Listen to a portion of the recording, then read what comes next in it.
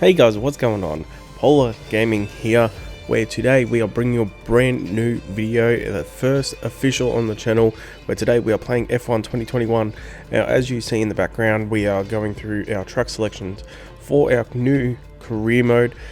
We are playing in the My Team series, where we will be researching, developing, improving our car as we go. Now, as you see, we'll be starting off at Bahrain, going to Imola, and then on to Monaco. And it's going to be a very interesting start to the season, to say the least.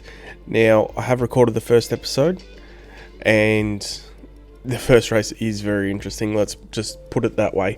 Now, yeah, as I said, we're here, we're selecting what tracks we want to go to.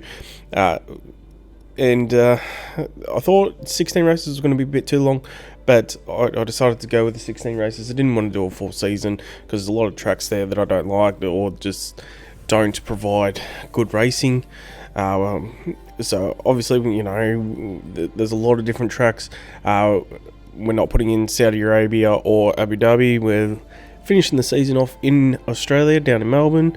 And yeah, so as we go through, you know, just generally setting up the career mode, I'll be playing with some assists on, mainly medium traction control, ABS and dynamic racing line. The rest I'm still getting used to, so you know, the pit assists and all that sort of stuff, I'm still getting used to not having them, which is a funny feeling when you go flying into the pit lane and you completely forget that you don't have the pit assist on, and you know, you get a 5-second penalty because you sped into the pit lane. But yeah, let's not go there. As you see, we're just going through setting up our character, and very soon we'll be going through doing our livery, choosing a teammate, choosing an engine supplier. So yeah, the first race in Bahrain will be very interesting, because like I said, I do want to get better, and I'm nowhere near the best. Well, let's get that out of the way really quickly. I do want to get better, so I want to get to the point where I'm not playing with assists on. We started on 80 AI, and I figured that was a bit too easy, so I bumped it up to 85, and then it was still a bit too easy at Bahrain. And then I started practice at Imola. Now, the AI around Imola are a lot stronger than they are around Bahrain, so it's probably about right. It's probably about where I need to sit. As we here customizing the helmet into a nice deep purple, which we will be putting the Ricardo helmet on as soon as we can. It's out of the season pass. But yeah, so about 85 is about where my skill set is. I would love to bump that up to just over 100 once we get through, get a bit more confident. But obviously the car's not very good either, so look, we're looking to finish maybe on the fringe of the points, maybe just outside. Our car, as you'll see later on, as all My Team cars are, they normally start about midway through the pack. As we're here, you know, customizing our racing suit out, same thing, you know, we're going to be changing that as we unlock more. I've played a fair bit on PlayStation on the controller and that, and I thought I'd give it a crack with the steering wheel. So I currently have a Thrustmaster T300.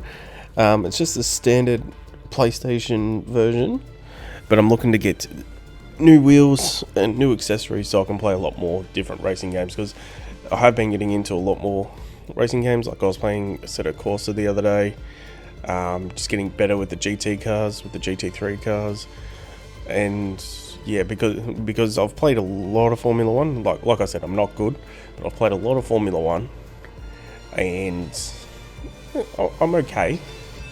But when it comes to other disciplines in racing, I'm not the best with the steering wheel. So even things like Forza and that, you know, I'm trying to relearn how to drive, how to do everything in different disciplines, which is probably the hardest thing that I've had to do so far. Like just small things, you know, you go from being in a car that can hold very high speeds, very high speed corners, to, cars that just want to slide about and all that sort of stuff. So here we are, we're entering our team name, which we're going with Polar Racing, which I've just realised I've misspelt that. But we're about to choose our title sponsor, and we sit here for a little while. We like to try and eke it out and try and work out who we actually wanted to go with. Like I said, we're not going to be the best team on the grid, so I figured instead of trying to push, for 15 constructor championship points, which would be not a bad payout for the bonus and the weekly bonuses, which are always good, or finish 10th or better in the Constructors' Championship, which in hindsight probably would have been a good one to pick, but that's not a good goal bonus. So we're very close to picking the one on the far left, but I think from memory we went with Echo, mainly because of the signing bonus. The weekly bonus was okay, and the goal wasn't too hard. It was just to finish in the top 10 twice throughout the season. Now, it should be doable with mistakes and all that sort of stuff from the AI. And we're now here with our engine supplier, and it wasn't really a hard choice, let's be honest. We were going Mercedes every day of the week, and for the simple fact that we need as much advantage as we can get. We can look at other engine suppliers down the road, but more than likely we'll just stick with Mercedes. And here we are, picking our co-driver, who's going to be the number 2 on the team, or the number 1, depending how good they are. And this took me a little while to choose, because I wasn't sure, because the number 2 driver at the start of the study career mode's generally not going to be your number 2 driver by the end of season 1. You'll probably keep him throughout the first season, and then after that you'll get rid of him for a well-known driver. But we did. I will give the little insight, as old mate's talking over the top, that we went with the one, the only, the Dan Tickman, because of all his greatness outside of racing, not on the track. But as you'll see, that's probably one of the best. He is one of the best rated drivers out of the lot.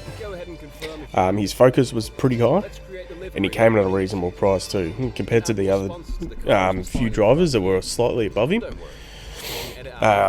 He came at a good price with good focus and good ability. So that's basically what I went off. Well, here we are, selecting our livery. Now, we went with a really basic white and purple mix. White, purple and black, sorry. And now this will change in Season 2. I'm going to try and work out how to mod the F1 so I can put my own custom liveries on there. But for the first season, we're just going to roll with a very basic, no sponsors, because obviously we're a brand new team into Formula 1, so we don't have multi-millions of dollars. So we're just going to stick with a nice simple, no, not that, a nice simple livery where we can just get underway and get our first season out of the way, research and develop the car as much as we can, and yeah. So our goal for this season would, like I said earlier, I'd like to be finishing on the fringe of the points. So in the constructors, probably 7th.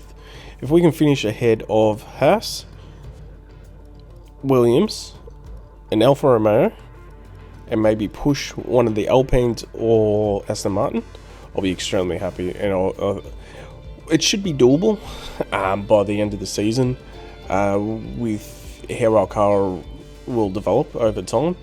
But it also comes down to whether or not we give it enough time, being a shorter season, being the 16 races, being a few tracks that I'm not very good at.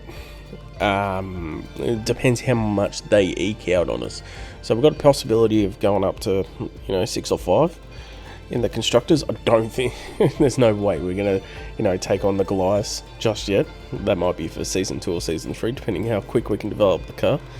But the Mercedes, the Ferrari, the Red Bull, and the McLaren are definitely out of touch.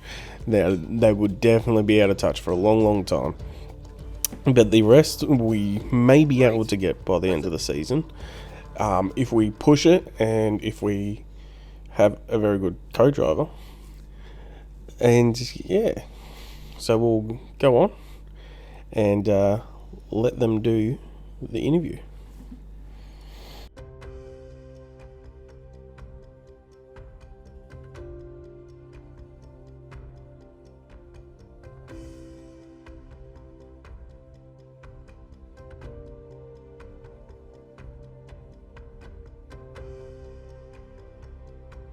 Hello folks, and welcome to this, a very special edition of Paddock Pass. As you can see, there's no pit lane behind me, and as you can hear, no roar of engines, and that's because they've set me free from the F1 paddock to escape here to the countryside and to the headquarters of Formula One's newest team. Now, it's not every day we get to pull back the curtain and look behind the scenes at an F1 team. Rarer still that we get to talk not only to the team owner, but also the team's lead driver. But what makes this place extra special is that the owner and lead driver are one and the same person. Now, it's been an interesting 12 months, and we all know a number of the regulation changes which were due to come into effect this year have been delayed until next. Some, though, are still seeing the light of day, amongst them the all-important budget cap, which gives some of the smaller teams a little further down the order, potentially, the opportunity to compete with the bigger teams. Good for them, but great for us as viewers. But what does our new team owner think about these new rules? Do they see them as a challenge, a hurdle that needs to be overcome? Perhaps they see them as an opportunity to disrupt the status quo, a chance to come out swinging and to carve their name into Formula One history. Well, I had the opportunity to ask them these very questions just earlier today, and here's what they had to say.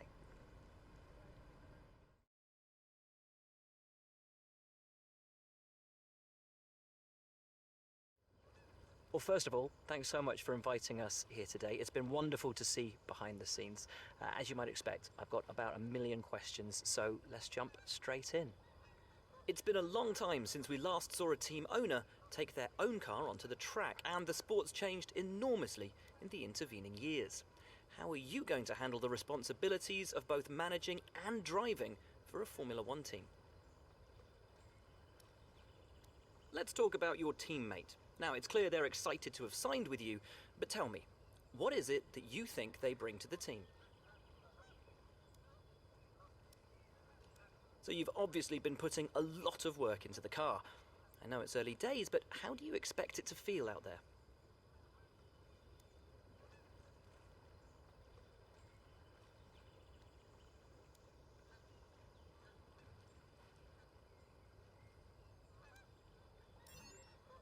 Most of the other teams can boast years of experience in Formula One.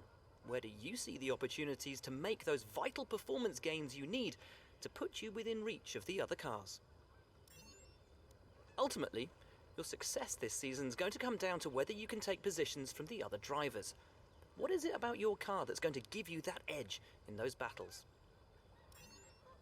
And finally, with so many specialist departments working together here at your headquarters, and with such an important deadline coming up, who's getting that coveted Teacher's Gold Star?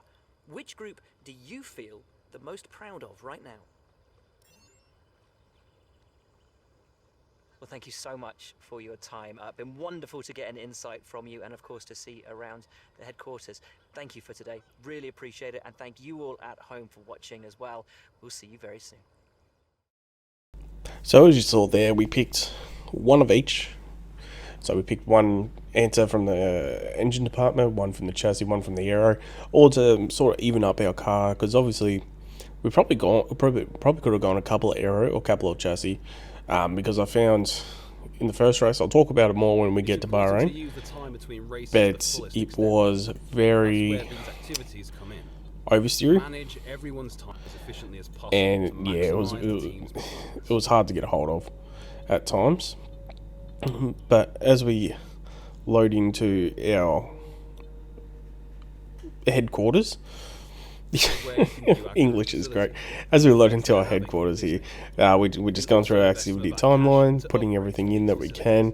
Obviously, the driver training camp is always very important at the start of the season, no matter who your co-driver is, because that gives them a massive boost leading into the first race. And then, obviously, we're then going to go through our R&D, see what kind of improvements we got through the questions, which, as you see, we got 3 aeros, a couple of chassis, and a lot of powertrain upgrades, but obviously they would have come from Mercedes just themselves. And yeah, we're going to put a couple of upgrades on. Hopefully we can get that weight distribution down before the first race, and I think we did an aero upgrade as well, I'm not sure. But as we're advancing time through to the car reveal, I'll leave you there with it, guys. And thank you for watching. Don't forget to like and subscribe. And yeah, we'll be at Bahrain very, very shortly, guys. Thank you.